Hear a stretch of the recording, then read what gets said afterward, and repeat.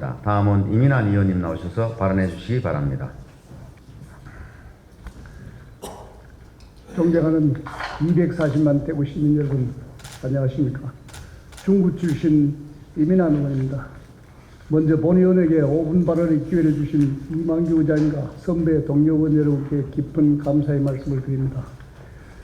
대구시정 및 대구 교육 발전을 위해 수고하시는 홍준표 시장님과 강은희 교육감님을 비롯한 공무원 여러분의 노고에도 진심으로 감사드립니다.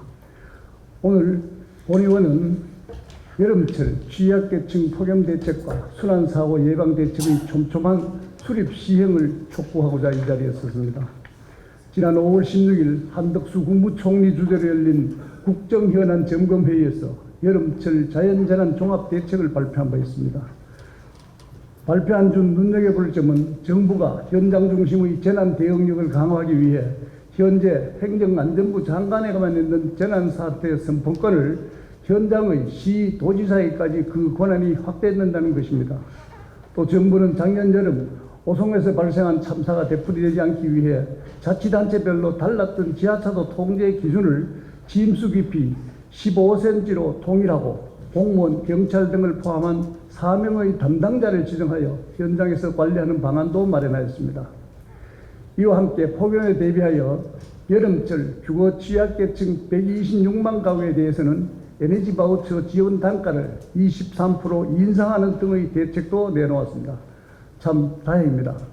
그러나 이러한 부분과 별개로 대구시에서 조금 더 세밀하고 촘촘한 여름철 안전대책 마련을 촉구하며 몇 가지 제안하고자 합니다. 먼저 쪽방촌 등 폭염 취약 가구에 대한 특단의 대책 마련입니다. 지난 19일 전국 곳곳에서는 기상관측 이래 6월 최고기온 기록이 깨졌습니다. 대구도 역대 최고 기록에 근접한 36.8도를 기록하였다고 합니다. 이런 무더위에 냉방시설을 제대로 갖추지 못하고 있는 쪽방 주거인들에게는 힘겨움이 더 일찍 찾아왔습니다. 이들의 여름철 생활을 사물, 짐을 떠나 생활의 생존의 문제로 직결될 수도 있습니다. 따라서 쪽방 주거인들을 비롯한 취약계층의 사람들을 폭염으로부터 보호할 방안을 속히 마련해야 합니다. 이들은 냉방시설을 제대로 갖추지 못한 상태에서 여름을 맞이하는 경우가 대부분입니다.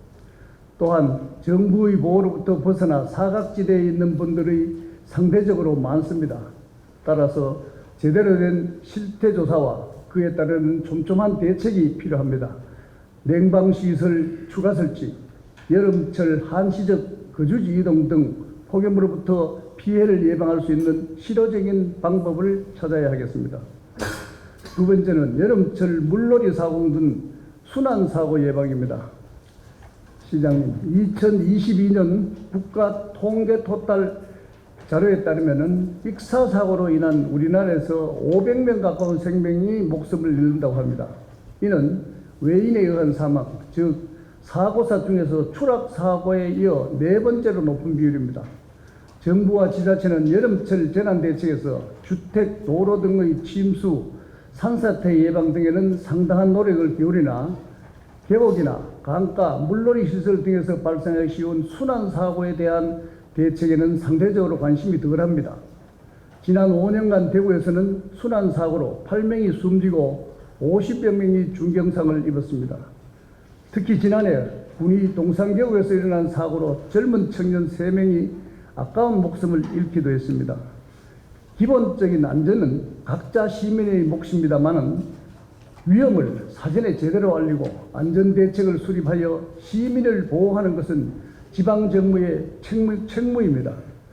여름철에는 많은 시민들이 무더위를 피해 물놀이를 즐깁니다.